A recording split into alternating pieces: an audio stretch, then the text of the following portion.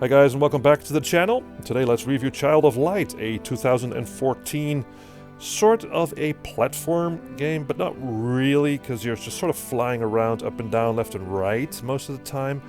But I'll just call it a platform game out of the Ubisoft stable. So in 2014, Ubisoft was releasing sort of smaller titles, which is surprising given the focus mostly on big budget open world titles and their announcement recently that they will be focusing on free-to-play games. So this is somewhat of an abnormality in their back catalog, so to speak. So I thought it was nice to just, play it, because somehow I missed it when it came out. And the story is about this princess who's fallen ill and ends up in this other world, and she needs to find her way back to her own world. And along the way she teams up with a bunch of characters that she can use in turn-based combat. Now the graphics are the highlight here. I mean, it's just gorgeous artwork, very enchanting to look at. It's never boring. And it's just a little bit unfortunate that there are no voices in this game, except for the narrator at times. And the fact that there's no voices in the game is somewhat disappointing because the dialogue is actually in rhyme, so I think it would have been really cool if Ubisoft hired a bunch of voice actors that can do the rhyme thing very well. But alas. There's some nice music, although it gets a bit overused and repetitive after a while, because this game is quite long. It's about 11 to 14 hours, depending on how good you are. So what do? Well, you fly around the environments as the princess, accompanied by this little fairy that you can control with the right analog stick, and the fairy can help you out to light up certain ways in the world that might be hidden or hidden in darkness, so to speak. Also, you can use the fairy during the turn-based combat. Well, I'll talk about that a little later. So it is fun to explore the world and open chests where you can find certain upgrades.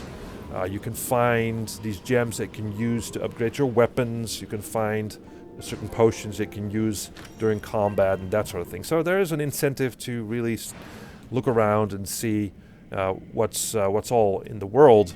So as I said, along the way you will team up with various characters. They're fun, really different, a lot of different characters in this game. So you want to collect them all, so to speak, and they will assist you in the turn-based battles with various monsters. There's quite a good variety of monsters that you'll fight.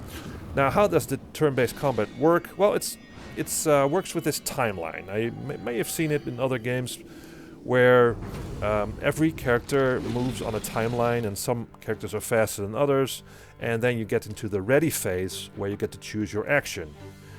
You can use an attack, or you can use a buff, right? You just drink a potion, health potion, or something like that, or you can defend during a specific time, or you can use a spell.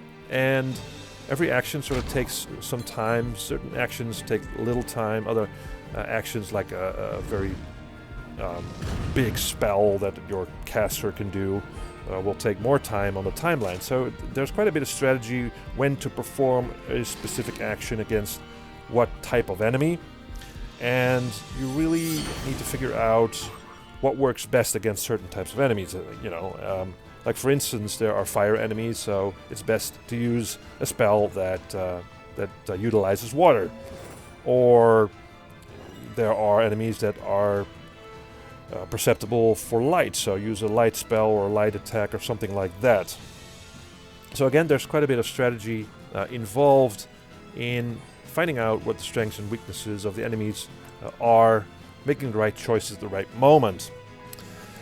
So it's not a super difficult game in that the combat, you usually pit against 2 or 3 enemies, but you can sort of swap out your team members. So you start out usually with all the time basically with only 2, so you need to figure out which 2 characters in your team work best against certain enemies. But if along the way you notice that certain things don't work well, then you can swap out certain characters, so you can sort of run through your whole team, which makes the combats kind of easy. And also somewhat repetitive. I mean, this game is fairly long, I think. It could have been shorter, it could have been, I don't know, a little bit tighter in its design, but it's actually quite long, and that works a bit against the game.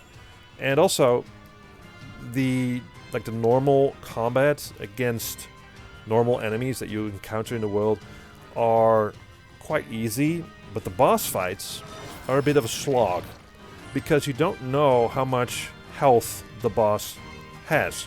So the battle sort of drags on and on, again, depending on trial and error, finding out what works against certain enemies. Should you really first take out one, or focus on one specific enemy to take that one out, or should I focus on the boss instead? Those type of things are going on, and some of the combat against bosses just sort of drags on and on and on. So you're constantly swapping out characters, finding the right combination for the team, and so forth. So yeah, in conclusion, it's a good game. It's not a classic, I wouldn't say that, but it's a good game that warrants at least one playthrough, and during that playthrough you probably have used all the characters that you have you found in the world, and probably have some good times. On the other hand, it's also somewhat long and repetitive, and there's some things I didn't like about it, especially the combat that sort of drags on here and there. And again, it's sort of an oddity in the back catalog of Ubisoft, and it shows that big companies can do smaller games if they set their minds to it, and it's just somewhat sad that, in the light of the recent announcement by Ubisoft that they will be focusing on the free-to-play games instead of these little gems of games that are actually a lot of fun to play. So yeah, somewhat of a bittersweet ending of my video review. Thank you guys for watching, and I'll see you next time.